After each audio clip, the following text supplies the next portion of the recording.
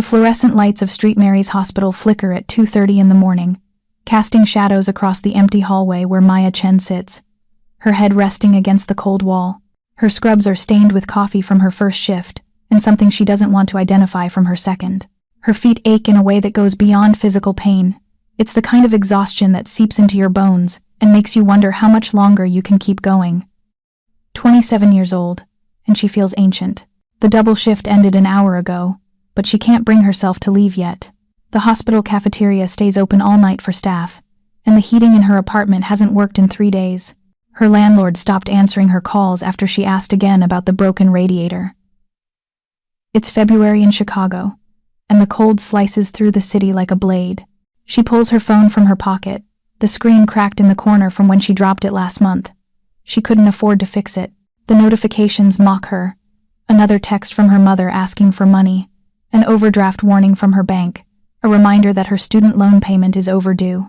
If you're enjoying this story so far, don't forget to hit the like button and subscribe. Drop a comment telling me where in the world you're watching from. I love hearing from you. Maya closes her eyes, just for a moment. In her mind, she can still see her father's face from 5 years ago, before the cancer took him, before the medical bills buried what was left of their family, before her mother's depression made it impossible for her to work, before Maya's younger brother dropped out of school because someone had to help pay the mortgage. "You're going to be a doctor," her father had said, his hand trembling in hers. "You're going to save people." She's not a doctor. She's a nurse who works 60-hour weeks and still can't make rent on time. She saves people every day, and no one notices. That's not self-pity, it's just the truth. Her phone buzzes. Another text from her mother. Maya doesn't open it. She knows what it says. The gas bill is due, or the electricity, or the water. There's always something. She stands, her knees protesting, and makes her way toward the exit. The night air will be brutal, but the bus runs until 3, and if she catches it, she'll save the money she'd spend on a cab, $12.50. That's 2 meals. That's the difference between eating and not eating on Thursday. The hospital's back entrance opens into an alley that the nurses use because it's faster than walking through the main lobby. Maya pushes through the door, her breath immediately visible in the frozen air. The alley is narrow, lined with dumpsters and emergency vehicles, lit by a single streetlight at the far end. She's halfway to the street when she sees them. 3 figures crowd around someone on the ground. At first, Maya thinks it's a homeless person. The city is full of them, especially in winter, but then she hears the voice. Elderly, female, terrified. "Please, I don't have anything valuable." That watch says a different, old woman. Maya's body moves before her mind catches up. It's instinct, the same instinct that makes her run toward a code blue instead of away from it. She's not brave. She's just wired wrong. "Hey," her voice echoes in the alley, stronger than she feels. "Leave her alone." 3 faces turn toward her. The men are young, maybe early 20s, wearing hoodies that shadow their features. One of them has something in his hand. Maya's stomach drops when she realizes it's a knife. "Mind your business," the one with the knife says, but there's uncertainty in his voice. He didn't expect an audience. "I'm a nurse," Maya says, walking forward even though every survival instinct screams at her to run. "That means I'm a mandatory reporter. You leave now, and I won't call the police." It's a bluff. She left her phone in her pocket, and her hands are shaking so hard she probably couldn't dial anyway, but her voice doesn't shake. That's the gift and curse of nursing. You learn to sound calm when everything is falling apart. The 3 men look at each other. For a moment, Maya thinks it might work. Then the one with the knife steps toward her. Wrong night to be a hero. Time stretches.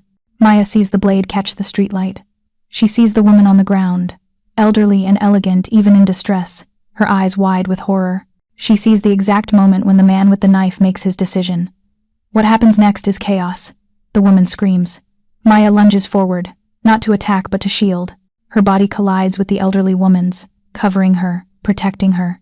She feels the impact before the pain. Something slams into her shoulder, hot and sharp.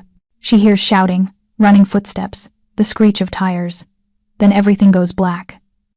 Maya wakes to the smell of leather and expensive cologne. Her first thought is that she's dead. Her second thought is that heaven has terrible taste in air fresheners. Her third thought is that her shoulder feels like someone set it on fire and then tried to put it out with ice picks. She opens her eyes slowly, expecting fluorescent lights and hospital ceilings. Instead, She sees dark wood paneling and ambient lighting that belongs in a luxury hotel. She's lying on a leather couch that probably costs more than her car. The room around her is all dark wood and warm tones, with artwork on the walls that looks like it belongs in a museum. "You're awake." The voice comes from her left, and Maya turns her head too quickly. Pain explodes through her shoulder, and she gasps. "Don't move." The voice is closer now, and a man appears in her line of vision. He's younger than she expected, maybe mid-30s, with dark hair and eyes that look black in the low light. He's wearing a suit that fits him like it was painted on, and everything about him screams money and danger in equal measure. "Where am I?" Maya's voice comes out rough, her throat dry.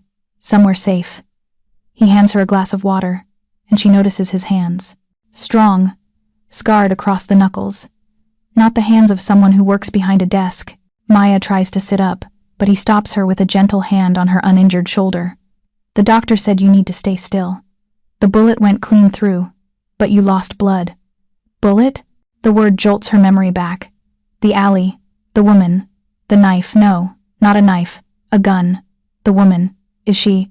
"My mother is fine. Thanks to you." His mother. Maya looks at him more carefully now. There's something in his face that reminds her of the elderly woman in the alley, the same sharp cheekbones, the same intensity in the eyes. But where the woman had seemed elegant and fragile, this man is all controlled power. "I should go." Maya tries to sit up again, and this time he doesn't stop her. The room spins, but she grits her teeth and stays upright. "I need to get to work. You were shot 4 hours ago. You're not going anywhere. I have bills to pay." It comes out more desperate than she intended. "I can't miss my shift. I've already taken care of it." Maya freezes. "What?" "I called the hospital. Explained you'd been injured helping a patient. They're giving you medical leave. You can't just..." Maya stands up and immediately regrets it. The room tilts violently, and she would have fallen if he hadn't caught her. His hands are surprisingly gentle for someone who looks so dangerous. "Sit down before you tear your stitches." "Who are you?" Maya asks, letting him guide her back to the couch. "And where the hell am I?" For the first time, something that might be amusing flickers across his face. "My name is Dominic Marchetti. You're in my study, and you just saved my mother's life." Marchetti. The name hits Maya like a second bullet. Everyone in Chicago knows that name. The Marchetti family owns half the city restaurants, construction companies, real estate. They're in the newspapers all the time, always for something that skirts just on the edge of legal. The rumors say they're much more than successful businessmen. "Oh God." Maya's voice comes out barely above a whisper. "You're..." Careful how you finish that sentence. His voice is soft, but there's steel underneath. "You saved my mother's life. That makes you family, and I protect my family. I don't want to be family." Maya hears how rude it sounds the moment the words leave her mouth, but fear makes her bold. "I just want to go home." Dominic studies her for a long moment. His eyes are the kind of dark that makes it impossible to read his thoughts. Finally, he nods. "Of course. But first, I'd like you to meet someone." He walks to the door and opens it. A moment later, the elderly woman from the alley enters. She's been cleaned up, wearing an elegant dress instead of the coat Maya remembers. But her eyes are the same, sharp and intelligent, and currently filled with tears. "Child," the woman says, and her voice breaks. She crosses the room and takes Maya's hands in hers. "You jumped in front of a bullet for me. You could have died." "I'm a nurse," Maya says, because it's the only explanation she has. "I help people. Most people would have run." The woman squeezes her hands. "Most people value their own life more than a stranger's." "I'm not most people." Maya pulls her hands back gently. "But I really do need to go. I have bills to pay," Dominic finishes. "You mentioned that. How much? Excuse me? How much do you owe?" He pulls out his phone, fingers moving across the screen. "Hospital bills? Student loans? Rent? That's none of your business. You made it my business when you took a bullet for my mother." He looks up from his phone, and there's something in his eyes that makes Maya's breath catch. Not quite anger, but close. "I pay my debts, so tell me what you need, and I'll take care of. I don't want your money."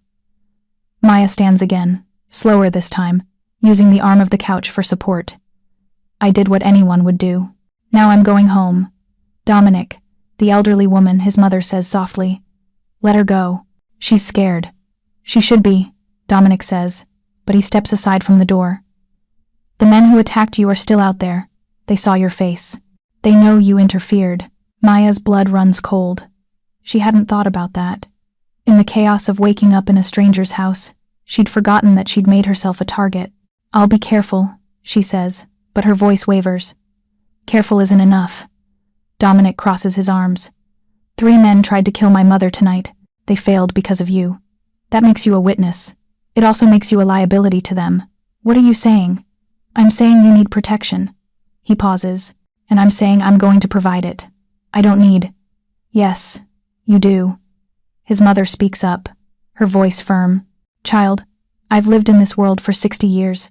I know how these things work. Those men will come looking for you. Maya feels the walls closing in.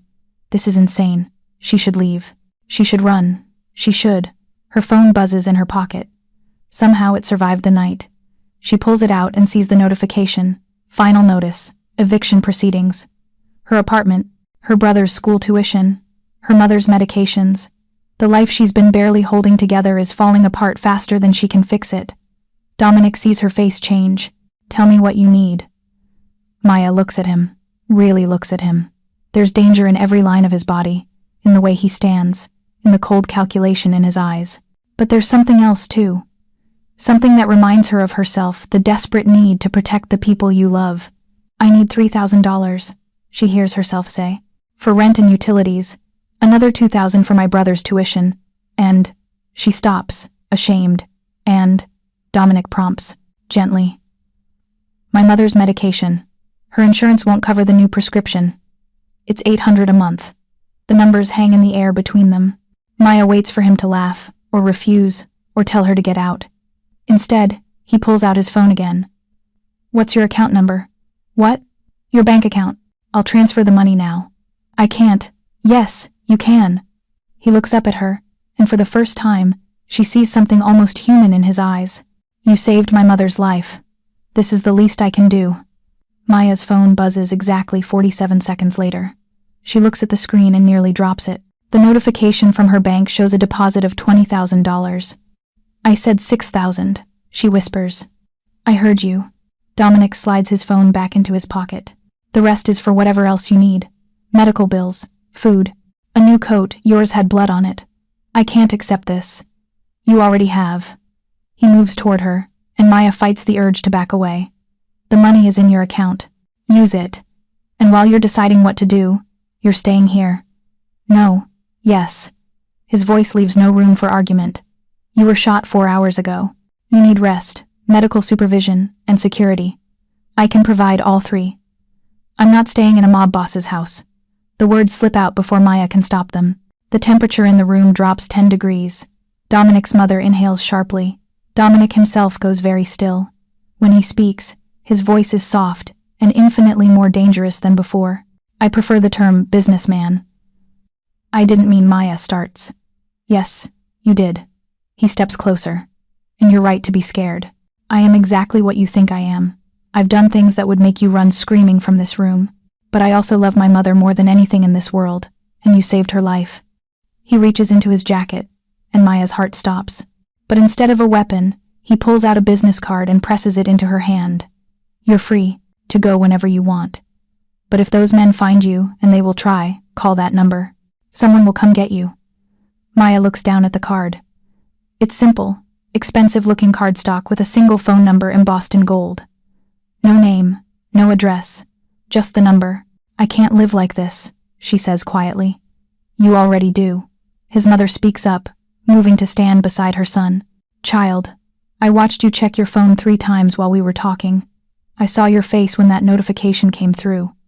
You're drowning in bills and responsibilities. You work yourself to death for people who don't appreciate you. That's my life. I chose it. And you can choose differently. The elderly woman, Maya, still doesn't know her name, takes her hand again. Stay, just for tonight. Let the doctor check your wound in the morning. Let yourself rest. You can make decisions when you're not running on adrenaline and blood loss. Maya looks between them, mother and son. Elegant danger and controlled violence. Everything in her screams to run. But where would she go? Back to her freezing apartment? Back to double shifts and overdue bills? back to the slow drowning she's been doing for 5 years? One night, she hears herself say. Then I'm gone. Dominic nods once. One night. But something in his eyes tells Maya he's lying, and something in her chest tells her she wants him to be lying. That terrifies her more than anything else. A woman appears in the doorway, tall, elegant, maybe 50 years old, with silver threading through her dark hair. She's wearing an expensive suit and has the bearing of someone who's used to giving orders. Sir, she says to Dominic, the guest room is ready. Thank you, Angela. Dominic turns back to Maya. Angela manages the household. If you need anything, ask her. Maya follows Angela out of the study, acutely aware of Dominic's eyes on her back. The hallway beyond is even more impressive than the study marble floors, artwork that probably costs more than her annual salary, lighting that creates pools of warm gold in the darkness. How's your shoulder? Angela asks as they climb a curved staircase. It hurts. The doctor left pain medication and antibiotics. Angela glances back at her. He'll be back in the morning to check the wound. I'm a nurse.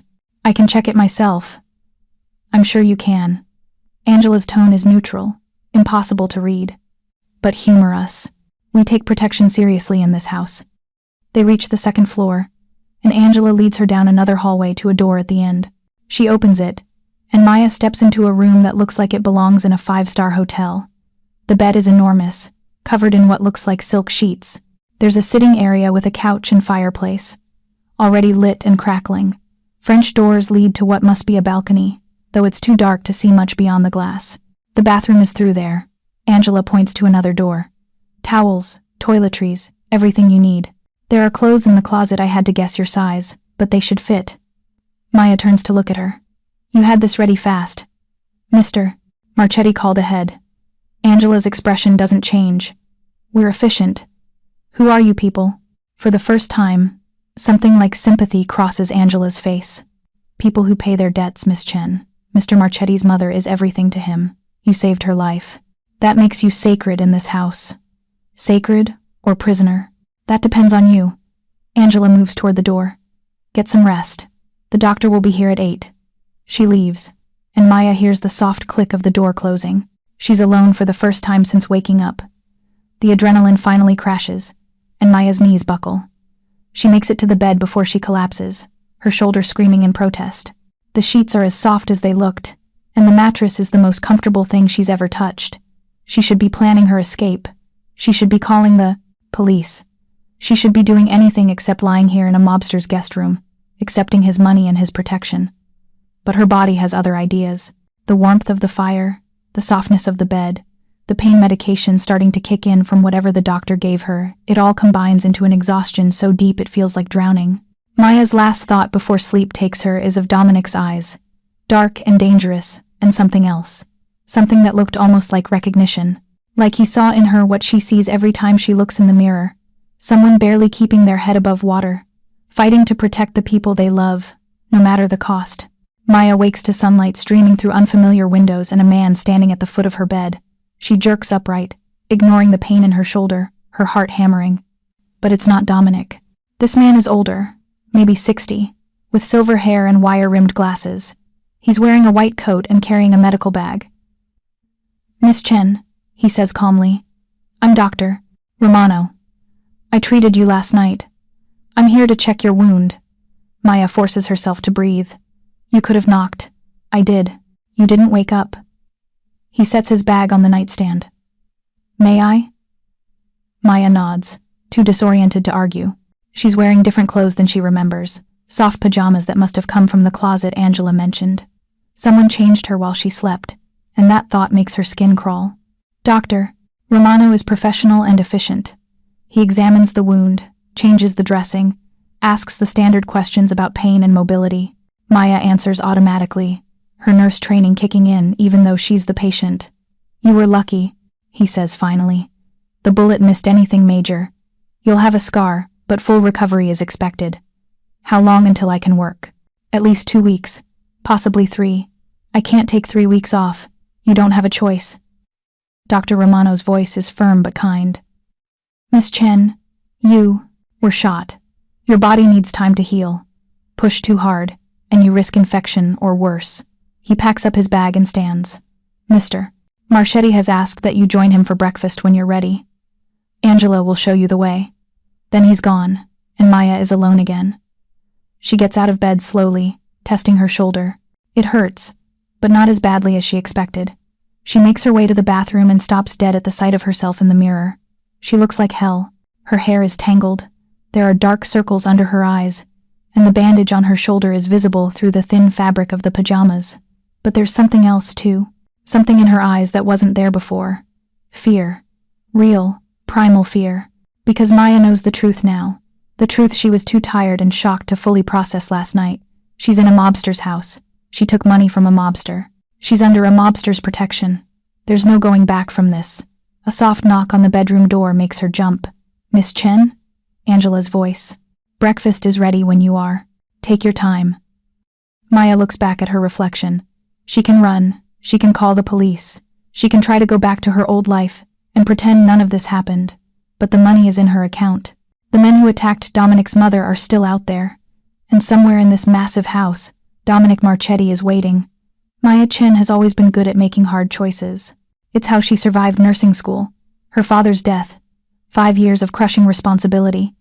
This might be the hardest choice yet, but standing here in borrowed pajamas, in a mobster's guest room, with $20,000 in her bank account and a bullet wound in her shoulder, Maya realizes something. Maybe survival looks different than she thought. Maybe survival means accepting help, even from dangerous men. Maybe survival means admitting she can't do this alone anymore. She takes a shower, finds clothes in the closet that fit perfectly, and makes her way downstairs to whatever comes next. The dining room is bathed in morning light that streams through floor-to-ceiling windows overlooking a garden Maya didn't know existed in the middle of Chicago. The table could seat 20, but only 2 places are set, one at the head, one to the right. Steam rises from silver serving dishes, and the smell of coffee makes Maya's stomach growl. Dominic sits at the head of the table, reading something on his tablet. He's dressed more casually than last night. Dark jeans, a black sweater that probably costs more than her monthly rent. He looks up when she enters, and something flickers across his face too quickly for her to name. Sit, he says, not unkindly. Maya takes the seat to his right, acutely aware of how out of place she looks. The clothes Angela provided are nice designer jeans, a soft cashmere sweater, but Maya feels like she's playing dress-up in someone else's life. Coffee? Dominic asks, already pouring before she can answer. Thank you. They sit in silence while Maya adds cream and sugar. The coffee is the best she's ever tasted, rich and smooth, and probably imported from somewhere exotic. Everything in this house is like that, casually, effortlessly expensive. How's your shoulder? Dominic asks. Fine, doctor. Romano says you need 3 weeks of rest. Dr. Romano doesn't pay my bills. Dominic sets down his coffee cup with a soft click. Neither do you. Not anymore. Maya's hand tightens around her cup. That money is yours. I don't take back gifts. He gestures to the serving dishes. Eat, then we need to talk. Maya serves herself eggs and toast. Not because she's hungry, her stomach is twisted in knots, but because she needs something to do with her hands. Dominic does the same, and they eat in a silence that feels loaded with unspoken words. Finally, Dominic sets down his fork. The men who attacked my mother last night were hired. Maya's appetite disappears. Hired by who? That's what I'm finding out. His voice is casual, but there's steel underneath. But it means this wasn't random. Someone wants my mother dead, which means they'll come after her again, then protect her. That has nothing to do with me. It has everything to do with you. Dominic leans back in his chair. You're a witness. You saw their faces. And more importantly, you cost them their target. They're professionals, Maya. They don't leave loose ends. The use of her first name sends a shiver down her spine. So what are you saying? I'm saying you're in danger. Real danger. The kind that doesn't care about nurses or bills or good intentions. Then I'll go to the police. And tell them what? Dominic's voice sharpens. That you witnessed an attempted murder? They'll want a statement. Your name will go in a report. My family's enemies will have your full identity within hours. Maya sets down her fork, her hands shaking. This is insane. This is reality. Dominic stands, moving to the windows. I live in a world where violence is currency and loyalty is everything. My mother is in that world because of me. Now you're in it because you saved her. I didn't ask for this. No, you didn't. He turns to face her, and the morning light makes his features sharper, more dangerous. But here we are, and I'm offering you a choice. Stay here where I can protect you, or leave and take your chances. That's not a choice. It's the only one I can give you. Maya stands, ignoring the protest from her shoulder. I have a life, a job, a family who needs me. Your family will be taken care of. Dominic cuts her off. I've already arranged for your brother's tuition to be paid directly to his school. Your mother's medications will be delivered monthly. Your landlord has been convinced to fix your heating and drop any eviction proceedings. Maya's breath catches. You had no right, I had every right. He crosses the room in 3 strides, stopping just close enough that Maya has to tilt her head back to meet his eyes. You took a bullet for my mother. That makes you family. And I protect family. I'm not your family. You are now. His voice drops lower, whether you like it or not. They stand there, locked in a stare-down that Maya knows she can't win. Everything about Dominic screams dominance, the way he stands, the set of his shoulders, the absolute certainty in his voice.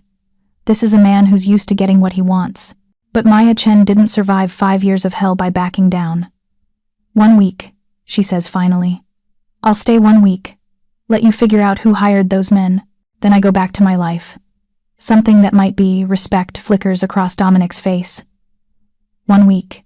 He extends his hand. Maya looks at it, knowing that shaking it means sealing the deal. Sealing her fate. She takes his hand. His grip is warm, strong, and sends electricity up her arm that has nothing to do with fear. He holds on a moment longer than necessary, his thumb brushing across her knuckles in a gesture that feels almost tender. Welcome to the family, Maya Chen. The house, Maya discovers over the next few hours, is more fortress than home. Angela gives her a tour, pointing out rooms with the casual efficiency of someone who's done this before. The first floor has the dining room, Dominic's study, a library that makes Maya's breath catch, a sitting room, and a kitchen that looks like it belongs in a restaurant. The second floor has guest rooms, 6 of them, and Dominic's private suite at the far end. You won't go there, Angela says, not unkindly. Mr. Marchetti values his privacy.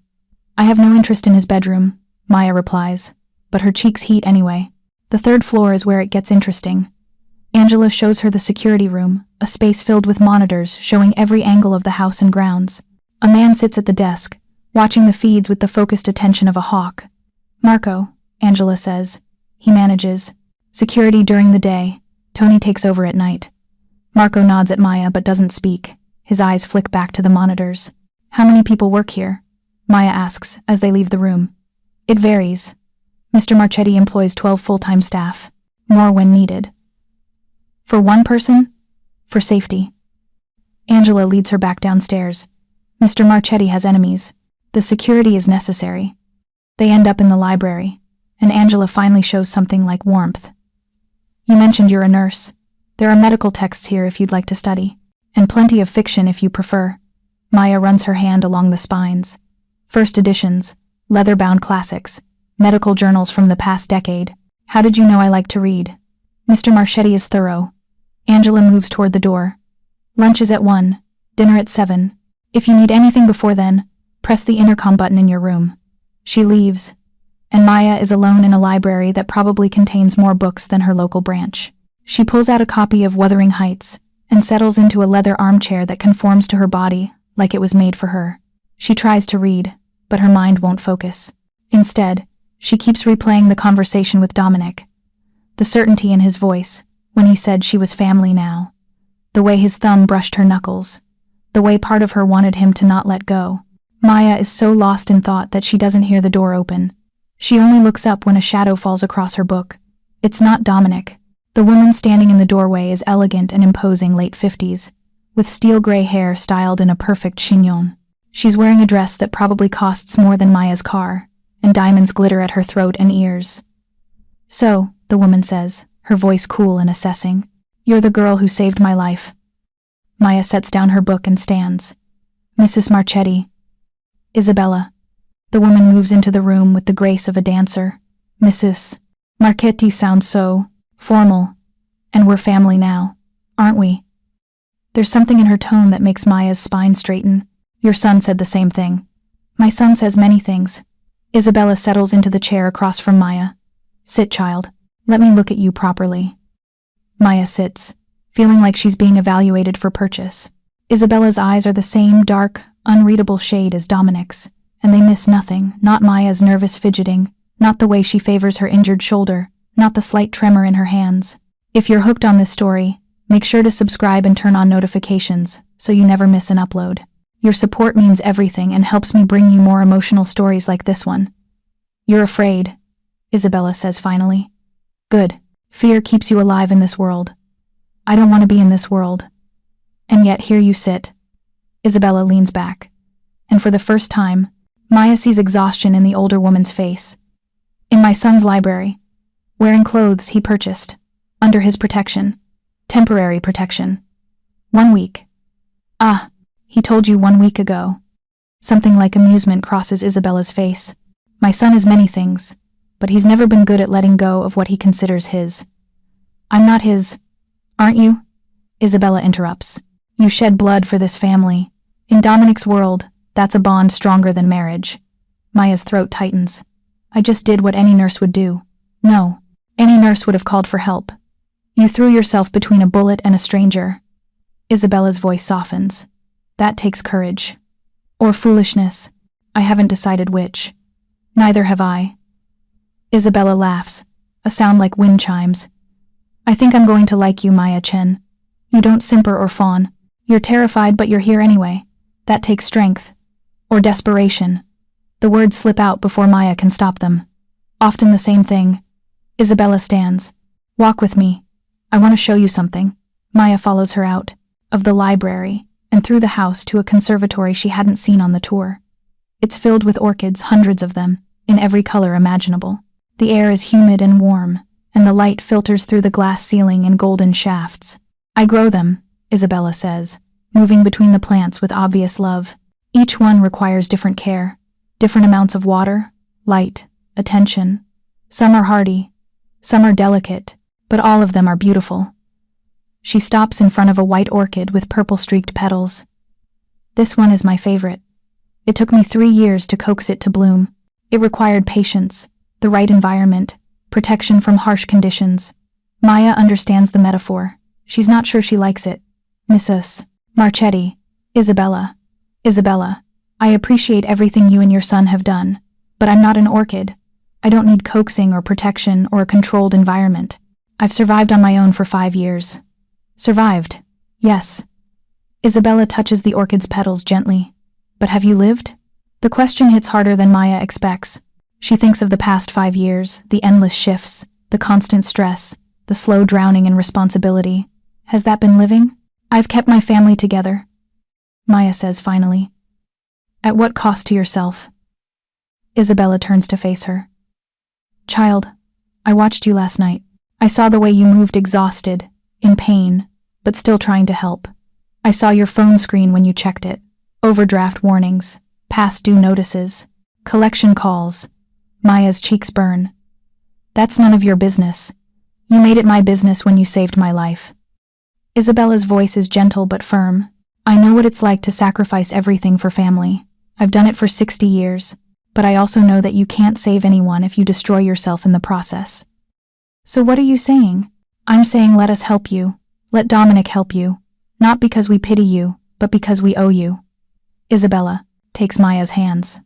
1 week. That's what you agreed to. Give us 1 week to show you that accepting help isn't weakness. Maya wants to pull away. She wants to argue, but Isabella's hands are warm, and her eyes are kind. And Maya is so tired of fighting alone. 1 week, Maya whispers. 1 week, Isabella agrees, but they both know it's a lie. Dinner that night is a different affair entirely. Maya comes downstairs at 7 to find the dining room transformed. The table is set for 4, with candles and flowers and enough silverware to confuse even someone who paid attention in etiquette class. Dominic is already there, but he's not alone. 2 men stand with him. One is older, maybe 50, with salt and pepper hair and a scar that runs from his eyebrow to his jaw. The other is younger, closer to Dominic's age, with dark hair and eyes that assess Maya with cool calculation. Maya, Dominic says, I'd like you to meet Vincent and Marco. Vincent is the older man. He extends his hand with a slight bow. Miss Chen, it's an honor to meet the woman who saved Mrs. Marchetti. Just Maya is fine. She shakes his hand, noticing the calluses and scars. These are working hands, hands that have seen violence. Marco, not the same Marco from the security room, nods but doesn't offer his hand. You were very brave, or very stupid, Maya says, and Vincent barks out a laugh. I told you I'd like her, he says to Dominic.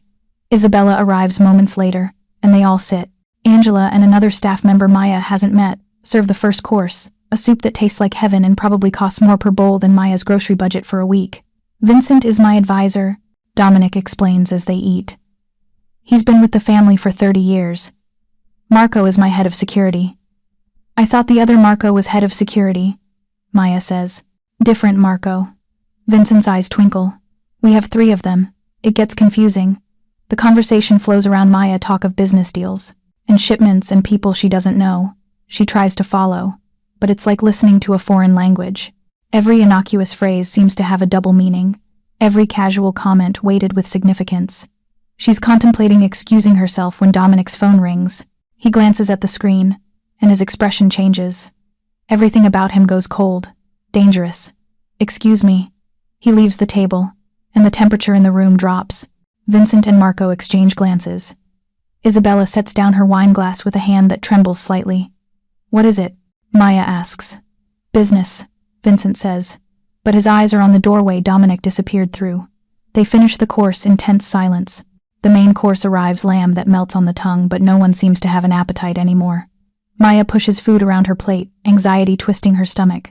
Dominic returns 15 minutes later. His face is composed, but there's something in his eyes that makes Maya's chest tighten. We found them, he says quietly. The men from last night? Isabella's voice is steady, but Maya sees her knuckles whiten around her fork. Yes, they're being questioned. The way he says questioned makes Maya's blood run cold. She's not naive. She knows what that word means in this world. I want to know who hired them, Dominic continues. By morning, we'll have answers. Good, Isabella says. Then, surprisingly, she turns to Maya. What do you think, child? Should we show mercy to men who tried to kill an old woman in an alley? The table goes silent. Everyone is looking at Maya, waiting for her answer. I think, Maya says carefully, that you're going to do what you're going to do, regardless of what I think. True. Dominic sits back down, and his eyes meet Maya's across the table. But I'm still interested in your opinion. Maya thinks about lying, about saying what she thinks they want to hear, but she's never been good at lying. I'm a nurse, she says finally. I save lives. It's what I do. It's who I am. She pauses. But those men weren't just robbing your mother. They were hired to kill her. They would have killed her if I hadn't been there. And then they would have killed me for witnessing it. She meets Dominic's eyes directly. So no, I don't think mercy is what they deserve. Something flashes across Dominic's face, surprise, respect, something darker. Honest answer. It's the only kind I have. The rest of dinner is quieter. Vincent and Marco leave after the main course, claiming business to attend to. Isabella retires to her room, pleading fatigue. Suddenly, Maya is alone with Dominic in the too large dining room. Walk with me, he says. It's not a question, but Maya finds herself standing anyway. Dominic leads her through the house to a set of French doors she hasn't noticed before. They open onto a terrace that overlooks the garden, lit by strategic lighting that makes it look like something from a fairy tale. The February air is cold, but Dominic drapes his jacket over her shoulders before she can protest. It smells like him, expensive cologne and something darker, more primal. I need you to understand something, Dominic says, staring out at the garden. The men who attacked my mother? They're not the real enemy. They're just weapons. Someone pointed them at my family and pulled the trigger. Who? That's what I'm going to find out. He turns to face her. But until I do, everyone I care about is in danger. My mother, my people, and now you. I can take care of myself. Can you? He steps closer. Can you stop a bullet? Can you survive a professional hit? Can you protect your family if my enemies decide to use them as leverage? Maya's breath catches. My family is already under protection. I have people watching your mother and brother. They don't know it, but they're safe. You had no right. I had every right. His voice rises for the first time, and Maya sees the crack in his control. You're under my protection now. That means your family is too. That's how this works. I never agreed to that. You agreed when you took my money, when you shook my hand, when you stay. He runs a hand through his hair, frustration rolling off him in waves. Christ, Maya, you walked into my world the moment you stepped in front of that bullet. There's no walking back out. There has to be. Why? He's closer now, close enough that Maya can see the gold flecks in his dark eyes. Why are you so desperate to go back to a life that was killing you slowly? Because it's my life. It was barely living. His voice drops, intense. I saw the reports, Maya. 3 jobs, 60-hour weeks, medical debt that would take you 20 years to pay off, a family that drains you dry. When was the last time you did something for yourself? That's not how family works, isn't it? He laughs, bitter. I know exactly how family works. I've sacrificed everything for mine. My freedom, my soul, my chance at anything normal. He pauses. But at least I chose this life. Did you? Maya's throat tightens. I don't know what you want from me. I want you to be honest, with me and with yourself. He reaches out, and his fingers ghost along her jaw. You're exhausted. You're drowning. And you're too proud to admit you need help. I don't need. Yes, you do. His thumb brushes her cheek. And I'm offering it, not because I pity you, not because I owe you, though I do, but because when I look at you, I see someone fighting as hard as I do to protect what matters. His touch is gentle, almost reverent. Maya should step back, should put distance between them, but she's rooted to the spot, caught in his gravity. 1 week, she whispers.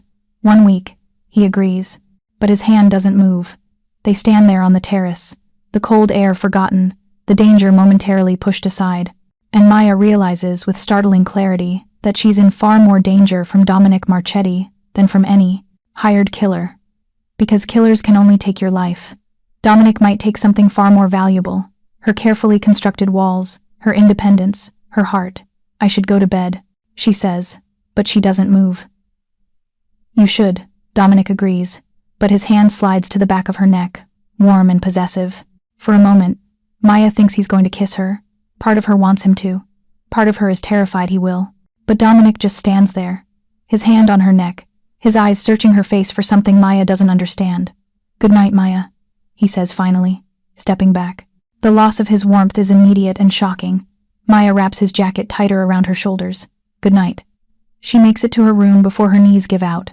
She sits on the edge of the too-soft bed, Dominic's jacket still around her shoulders, and tries to make sense of what just happened. She saved a woman's life. That was supposed to be the end of the story. Good deed done, move on, back to reality. Instead, she's in a mobster's mansion, under his protection, wearing his jacket, still feeling the ghost of his touch on her skin. 1 week, she tells herself. 1 week and then back to normal.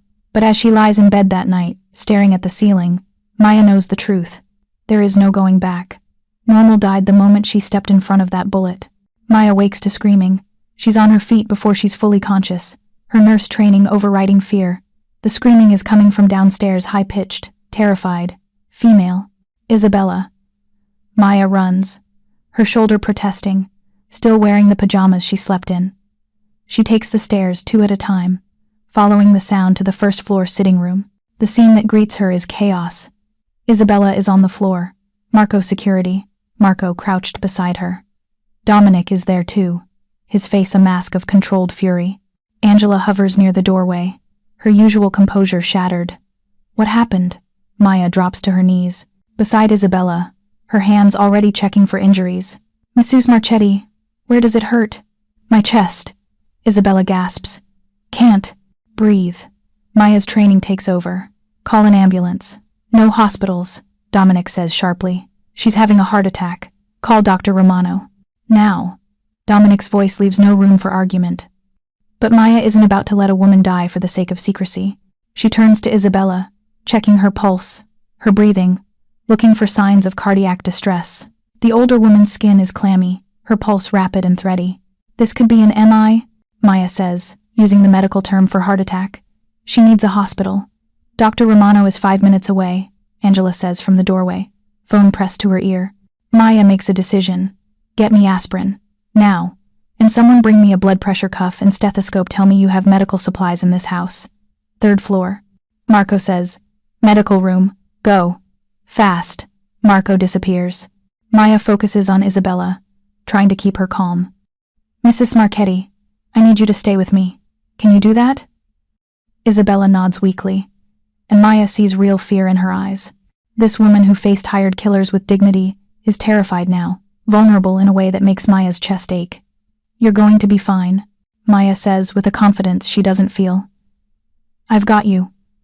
Dominic is pacing like a caged animal, his phone pressed to his ear, barking orders in Italian. Maya catches enough to understand he's mobilizing his entire organization, doctors, specialists, resources Maya can't even imagine. Marco returns with a medical bag that would make any ER jealous. Maya checks Isabella's blood pressure elevated but not critical, and listens to her heart. The rhythm is irregular, stressed, but not the pattern she'd expect from a full MI. Aspirin, she says, and someone presses the pills into her hand. She gives them to Isabella. Chew these, don't swallow. By the time Dr. Romano arrives 2 minutes, not 5. Maya has stabilized Isabella as much as possible. The doctor takes one look at the scene and pulls out equipment that definitely isn't standard house call fare. EKG, he says to Maya, recognizing a fellow medical professional. Help me. They work together in practice silence, attaching electrodes, reading the rhythm strip that prints out. Maya sees Dominic hovering in her peripheral vision, sees the way his hands clench and unclench, the muscle ticking in his jaw. Not an MI, doctor, Romano says finally. Looks like a panic attack. Severe one, but not life-threatening. The relief in the room is palpable. Isabella sags against the couch where they've moved her, tears streaming down her face. I thought, she whispers. I thought. Shh. Maya takes her hand. You're okay. You're safe. But Isabella shakes her head. The package. Outside the door this morning, there was a package. Everyone freezes. What package? Dominic's voice is deadly quiet. Angela steps forward, her face pale. It was addressed to Mrs. Marchetti. I brought it to her room. She opened it and what? Dominic demands. A photograph, Isabella says, her voice shaking. Of Maria, playing in her school playground. The name means nothing to Maya, but she sees Dominic go white, sees the way his entire body tenses, sees something like terror cross his face before he locks it down. Who's Maria? Maya asks quietly. My daughter, Dominic says. She's 6. The world tilts. Dominic has a daughter, a 6-year-old daughter who's apparently being threatened. Where is she? Maya's professional calm is slipping. Safe. At school. Dominic pulls out his phone. Vincent. I need an extraction team at Street Catherine's Academy. Now. My daughter is. He listens. I don't care about protocol. Get her out. He hangs up and turns to Marco. The package. Where is it? I already secured it. My team is analyzing it now. Find out how it got past our security. Find out who delivered it. And find out Dominic's voice breaks, just slightly. Find out how they knew about Maria. Maya watches him. This man who commands an empire with casual authority, crack under the weight of fear for his child. It's the most human she's ever seen him. Dr. Romano, Dominic says, his voice under control again. My mother stays under observation. Maya. He turns to her. I need you to help him. Please. It's the please that gets her. The raw vulnerability under the command. Of course. The next 2 hours are a blur. Doctor. Romano sets up a temporary monitoring station in Isabella's room. Maya helps, checking vitals every 15 minutes, administering a mild sedative that finally lets Isabella rest. They work in quiet efficiency, 2 medical professionals united in purpose. Dominic disappears, and Maya hears raised voices from somewhere in the house. Orders being given, people arriving and leaving. The whole mansion feels like a fortress under siege. It's late afternoon when Vincent finds Maya in Isabella's room. The older woman is sleeping now, her breathing even, the monitor showing a steady rhythm. She's stable, Maya tells him. The worst has passed. Vincent nods. Mr. Marchetti wants to see you. His study. Maya follows him through the house. The staff she passes look grim, purposeful. This isn't the elegant household from this morning. This is an organization at war. Dominic is at his desk when she enters, surrounded by papers and photographs and tablets showing security feeds. He looks up when she enters, and Maya sees exhaustion in every line of his face. How is she? Sleeping. Doctor. Romano says she'll be fine with rest. Maya closes the door behind her. How's Maria? Safe. She's here. He stands, moving to a monitor showing a room Maya hasn't seen before. A little girl with dark curls sits on a bed, hugging a stuffed animal, talking to a woman Maya doesn't recognize. That's Elena, her nanny. She's been with us since Maria was born. Dominic's voice is soft, full of love and terror. I kept Maria secret, separate from the business. No one was supposed to know about her, but someone does. Yes, he turns to face Maya. Which means my enemies have infiltrated deeper than I thought. It means nowhere is safe. It means, he stops, running his hand through his hair. It means I'm failing at the one thing that matters most, protecting my family. Maya moves closer. You got her out. She's safe. For now. But they know about her. They know where she goes to school. They know what she looks like. His voice breaks again. They sent that message to terrorize my mother.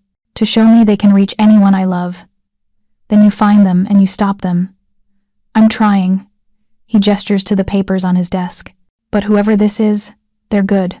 Professional. Careful. It could take weeks to find them. Then what do you do in the meantime? Dominic looks at her for a long moment. I keep everyone I love under one roof. Under maximum security. Until I can eliminate the threat. Everyone including me, especially you. He steps closer. You're the only witness to the first attack. You're under my protection. That makes you a target too. Maya's heart pounds. Your daughter. Does she know? What do you do? She knows I'm a businessman. She knows some people don't like me. But she's 6. Maya, I've tried to give her something normal. Something innocent. His voice drops. I've failed. Without thinking, Maya reaches out and takes his hand. You haven't failed. She's alive. She's safe. That's what matters. Dominic's fingers tighten around hers. I built this empire to protect my family, to make sure we'd never be vulnerable again.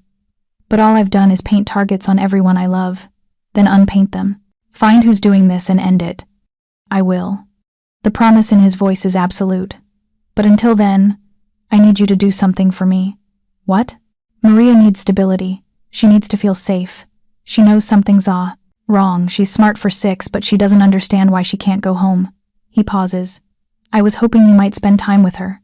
Help her feel normal. Maya blinks. You want me to babysit? I want you to be there. As someone who isn't part of this world. Someone who reminds her that not everyone lives like this. His thumb brushes across her knuckles. Someone like you. I'm not good with kids. You saved my mother's life and kept her calm through a panic attack that terrified a trained doctor. I think you can handle a 6-year-old. Maya wants to refuse. Should refuse. Getting involved with Dominic's daughter means getting tangled deeper in this life. But she thinks of the little girl on that monitor, hugging her stuffed animal, trying to understand why her world just turned upside down. Okay, Maya hears herself say. I'll help. The relief on Dominic's face is profound. Thank you. He's still holding her hand, standing close enough that Maya can see the silver threading through his dark hair at the temples, can smell his cologne mixed with the tension and fear radiating from him. Dominic, she says softly, we'll figure this out. You'll keep her safe.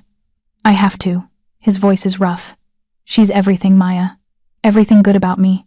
If something happened to her. He doesn't finish, but he doesn't have to. Maya understands. She's felt that same desperate love, that willingness to burn the world down to protect someone you love. Nothing will happen to her, Maya says with absolute certainty. Because you won't let it. Dominic looks at her like she just handed him oxygen. Then, before Maya can process what's happening, he pulls her into his arms. The hug is desperate, crushing. Maya's injured shoulder protests, but she ignores it, wrapping her arms around him and holding on. She feels him shake slightly, feels the weight of fear and responsibility radiating from him. Thank you, he whispers against her hair. For being here. For helping. He doesn't finish, doesn't have to. They stand there in his study, holding each other while the world falls apart around them. And Maya realizes the truth. 1 week was always a lie. She's not leaving. Not when Isabella needs her. Not when Maria needs her. Not when Dominic needs her. She's in this now. Completely, irrevocably, terrifyingly in this. And somehow, despite everything, that feels exactly right. Maria Marchetti has her father's eyes and her grandmother's smile, and she looks at Maya with the kind of suspicion only 6-year-olds can muster. Elena says you're a nurse, the little girl says, clutching her stuffed rabbit, a worn, well-loved thing that's clearly been through many adventures. Are you here because Nana is sick? I'm here to help your grandmother feel better, Maya says carefully, sitting down on the floor across from where Maria perches on the bed, and maybe to keep you company, if you'd like. I don't need company. I have Mr. Hops. She holds up the rabbit. Mr. Hops looks very distinguished. Maria's lips twitch. You talk funny. You're not the first person to tell me that. They sit in silence for a moment. Maya can feel Elena watching from the doorway, assessing whether to intervene. But something tells Maya this little girl needs to set the terms of engagement herself. Daddy won't tell me why I can't go home, Maria says finally, her voice small. Did I do something bad? Maya's heart clenches. No, sweetie. You didn't do anything bad. Your daddy just wants to keep you extra safe right now. Because of the bad men? The question catches Maya off guard. What do you know about bad men? Daddy says some people don't like him because of his work. That's why we have Marco and the others. She says it so matter-of-factly, like having armed security is normal. Maybe for her, it is. Elena says the bad men tried to hurt Nana. Is that why you're here? Did you stop them? Maya weighs her words carefully. I helped your grandmother when she needed it. Just like your daddy helps people who need him. Daddy helps lots of people. Maria's voice is fierce, defensive. He's not bad like some kids at school say. What do kids at school say? Maria's face closes off. Nothing. But Maya sees the hurt there. The confusion of a child who knows her father is different but doesn't understand why that makes people afraid. It's heartbreaking and infuriating in equal measure. Can I tell you a secret? Maya asks. Maria nods, leaning forward slightly. I think your daddy is one of the bravest people I've ever met. Because he protects the people he loves, no matter what. Like you protected Nona? Exactly like that. Maria considers this. Then, with the lightning-fast mood shift of children, she holds out Mr. Hops. Do you want to meet him properly? He's shy with new people. Maya spends the next hour playing with Maria tea party with Mr. Hops, building a fort out of pillows, reading from a well-worn copy of The Velveteen Rabbit. The little girl is bright, funny, and occasionally heartbreakingly perceptive. You're sad, Maria says during the story, looking up at Maya with those dark eyes. Why? I'm not sad. Yes, you are. You have the same face Daddy has sometimes. When he thinks, I'm not looking, Maya sets down the book. Sometimes grown-ups have a lot to think about. It can make us look sad even when we're not. Are you thinking about the bad men? A little. Don't worry. Daddy will stop them. He always stops the bad men. The absolute faith in Maria's voice is both beautiful and terrifying. What happens, Maya wonders, when a child realizes their father isn't invincible? When the bad men can't always be stopped? A soft knock interrupts her thoughts. Dominic stands in the doorway, and his face transforms when he sees his daughter. Daddy! Maria launches herself off the bed and into his arms. He catches her easily, swinging her up, and for a moment, he looks younger, lighter, almost unburdened. Hey, princess, how are you doing? I like Maya. She knows Mr. Hops is a boy rabbit, not a girl rabbit like Elena always says. Mr. Hops is definitely a boy rabbit, Dominic agrees solemnly. He catches Maya's eye over Maria's head, and the gratitude there is profound. Can Maya stay for dinner? Maria asks. Please? She does good voices for the story. If Maya wants to, Dominic says. Maya knows she should excuse herself, should give them family time, but something in Dominic's eyes keeps her rooted to the spot. I'd love to, she hears herself say. Dinner is served in a smaller dining room Maya hasn't seen before, cozy, intimate, clearly designed for family rather than business. Isabella joins them, looking better though still fragile. Elena hovers nearby, ready to whisk Maria away if needed. But the little girl is on her best behavior, telling her grandmother about the fort she and Maya built, about the story they read, about Mr. Hops' latest adventures. Isabella listens with rapt attention, occasionally meeting Maya's eyes with a look that might be approved. Maya says you're very brave, Nana, Maria says around a bite of pasta. Because you scared the bad men away. Maya helped with that, Isabella says softly. I know. She's brave too. Maria turns to her father. Daddy, can Maya stay with us? Not just for a little while. For always? The room goes silent. Dominic sets down his fork carefully. Maria, please. She's nice and she's not scared of anything, and she knows Mr. Hops is a boy. The little girl's logic is unassailable in her own mind. Maya has her own family, Dominic says gently. Her own life. But she could have this life too, right? Maria looks at Maya with such hope that it physically hurts. Maya opens her mouth, but no words come out. What can she say? That she's leaving in a few days? That this is temporary? That she doesn't belong in this world? We'll see, princess, Dominic says, saving her. But for now, let's just enjoy having Maya here, okay?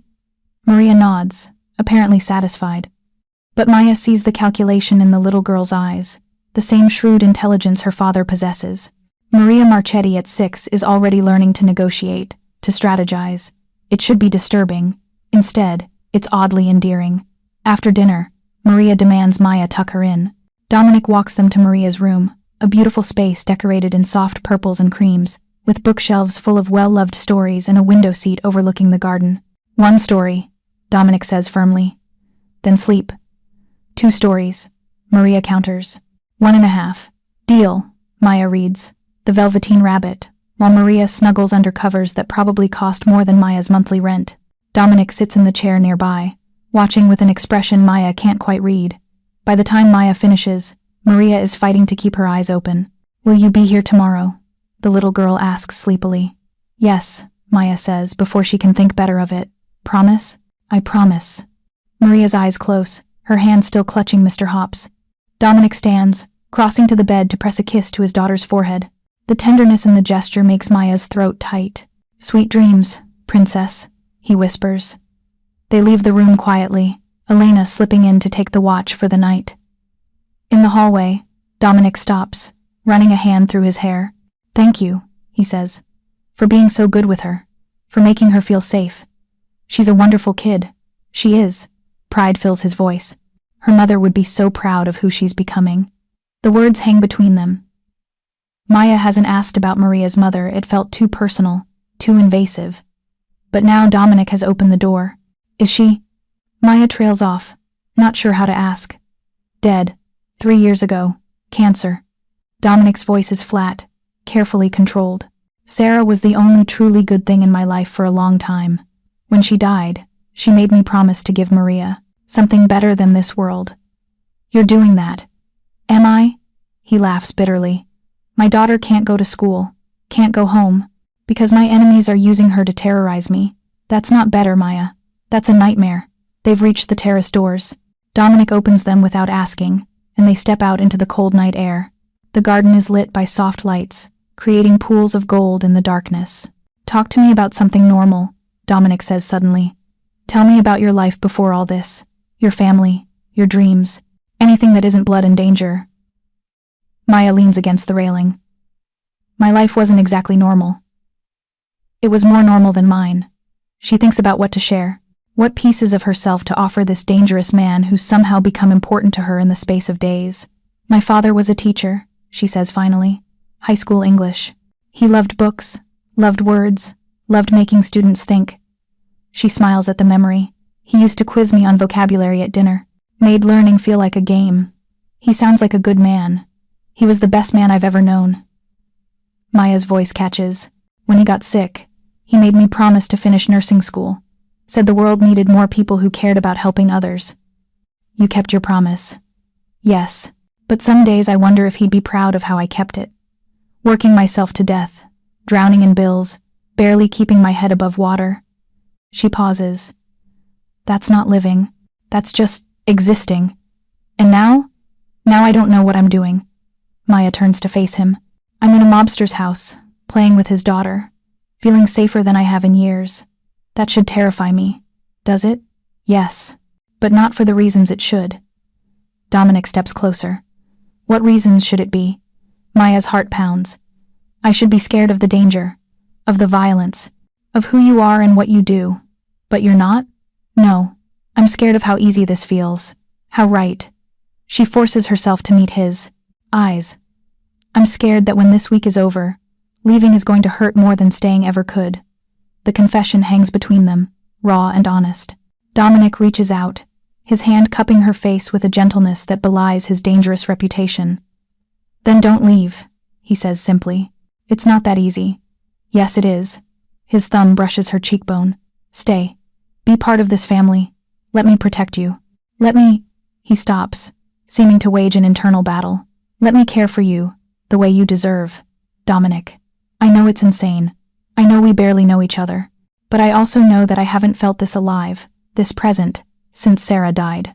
You wake something in me, Maya. Something I thought I'd buried." His words should send her running, should trigger every self-preservation instinct she has. But instead, Maya finds herself leaning into his touch.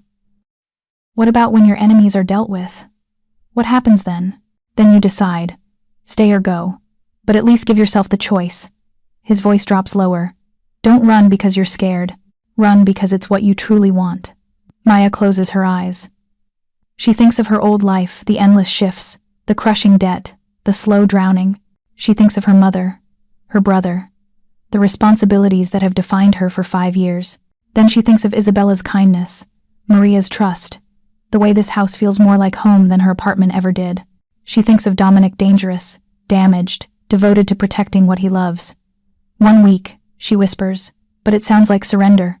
1 week, Dominic agrees, but they both know the week is already over. Whatever this is between them, attraction, connection, something deeper, it's already too late to walk away unscathed. Dominic leans in slowly, giving her time to pull back, but Maya doesn't move, can't move. She watches his face come closer, sees the conflict in his eyes, the want tempered with restraint. His lips brush hers softly, once, twice, testing, asking permission. Maya rises on her toes and kisses him back. The world narrows to this moment, his mouth on hers, his hand cradling her face, the cold night air forgotten. The kiss is gentle at first, almost reverent. Then it deepens, becomes something urgent and necessary. Dominic's other arm wraps around her waist, pulling her closer, and Maya goes willingly. She fists her hands in his shirt, anchoring herself, drowning in sensation. When they finally break apart, both breathing hard, Dominic rests his forehead against hers. "Stay," he whispers. Maya doesn't answer, can't answer, because her world has just shifted on its axis, and she's not sure which way is up anymore. The next morning brings news that changes everything. Maya wakes to urgent voices in the hallway. She throws on a robe and opens her door to find Marco security. Marco speaking rapidly to someone on his phone. "What's wrong?" Maya asks. Marco looks at her, and his expression makes her blood run cold. "Conference room. Now. Mr. Marchetti wants everyone there." Maya dresses quickly and follows Marco downstairs. The conference room is on the first floor, a space she hasn't seen before. It's set up like a war room, multiple monitors, maps on the walls, a table surrounded by serious-looking men and women. Dominic stands at the head of the table, his face carved from stone. Isabella sits nearby, pale but composed. Vincent is there, along with several people Maya doesn't recognize. "What happened?" Maya asks. Dominic's eyes meet hers, and she sees fury there. Controlled, cold fury. "We found who's behind the attacks," he says. "And it's worse than we thought." He clicks a remote, and a photograph appears on the largest monitor. A man, maybe 40, with cold eyes and a cruel mouth. "Roberto Castellano," Vincent says, his voice grim. "Head of the Castellano family. They've been rivals with the Marchettis for 20 years. Why now?" Maya asks. "Why attack Isabella now?" "Because I took something from him." Dominic's jaw clenches. 6 months ago, Castellano was trafficking weapons through my territory, selling to gangs, getting kids killed. I shut him down, destroyed his entire operation. "And now he wants revenge," Isabella says softly. "Not just revenge. He wants to destroy everything I care about." Dominic clicks to another image, surveillance photos of Isabella, of Maria, and Maya's heart stops when she sees one of herself. He's been watching us, all of us, for months. Maya sinks into a chair, her legs suddenly weak. "How did you find out?" "The men we captured broke." Dominic's voice is flat, emotionless. "Eventually they all do. Castellano hired them to kill my mother as a warning, to show me he could reach my family." "And the photograph of Maria?" "A message. Next time, it won't be just a photograph. The room goes silent. Maya sees the calculation on every face, these people weighing options, strategizing, preparing for war. "So we take him out," one of the men says. "Fast and permanent." "It's not that simple," Vincent replies. "Castellano has connections. Police, politicians, judges. If Dominic moves against him directly, it'll start a war that could destroy both families." The story opens with Dominic Marchetti declaring his priorities to a room of associates. "I don't care about my family business. I care about my mother, my daughter, the people under my protection." His eyes find Maya's as he vows to burn it all down, to keep them safe. Vincent suggests they plan carefully to neutralize their enemy, Castellano, without starting a bloodbath. For the next 2 hours, Maya listens, both horrified and fascinated by the clinical way they discuss violence.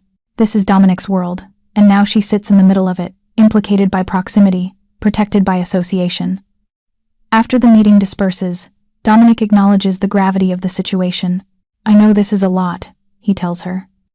When Maya points out she's trapped, Dominic corrects her. "You're protected here." He promises to end the threat from Castellano, then takes her to a training facility to teach her self-defense. During the lesson, Maya proves to be a natural with firearms.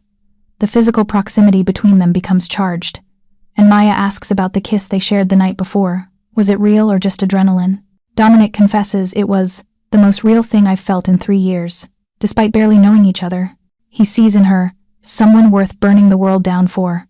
Maya carefully asks what staying would mean for them. Dominic offers brutal honesty. "Whatever you want us to be. I'm not asking you to marry me. I'm just asking you to stay, to give us a chance." He explains that when Castellano is dealt with, she can choose between his world or returning to her old life, but at least you'll be making it with all the information. Moved by his honesty, Maya kisses him more certain and demanding than before. When they break apart, Dominic whispers, "Stay," and Maya finally gives the answer they both knew was inevitable. "Okay, I'll stay." 3 days later, disaster strikes. While Maya reads to Maria in the library, alarms blare throughout the house. Elena rushes in, ordering them to the safe room. Security personnel move with military precision as Marco leads them to a hidden entrance behind a bookshelf in Dominic's study. The safe room is a reinforced bunker with security monitors, emergency supplies, and a steel door that locks from inside. Isabella is already there and confirms their fears. Castellano. He's making his move. On the security feeds, Maya watches armed men breaching the compound, and Dominic leading the defense with lethal precision. Maria whispers, "Daddy," pressing against Maya's side. Maya tries to reassure her despite her own uncertainty. The situation worsens when they spot an intruder heading toward the safe room. "Someone betrayed us," Isabella says grimly. As the intruder approaches, Maya frantically searches for a weapon. The story continues with Maya using her medical skills to save the wounded Marco, who sacrificed himself to protect them from the betrayer, Vincent. During the crisis, Dominic faces off with Castellano, ultimately killing him in self-defense. When he returns to find Marco wounded and Vincent revealed as the traitor, Dominic's rage is barely contained. Maya tends to Marco's wounds, while Dominic deals with the aftermath of the attack. In the following weeks, Maya processes everything that happened. She confronts Dominic about the violence in his world, expressing her concerns about raising Maria in such an environment. Dominic acknowledges her fears but promises to build something better for his daughter. Together, they develop plans for a medical clinic to serve those who can't access traditional healthcare. Maya's dream, and Dominic's attempt at redemption. Their relationship deepens as Maya fully embraces her place in Dominic's family. Isabella, Dominic's mother, takes Maya under her wing, teaching her not just about the family but about strength and resilience. Maria bonds with Maya, their relationship evolving from caregiver to maternal figure.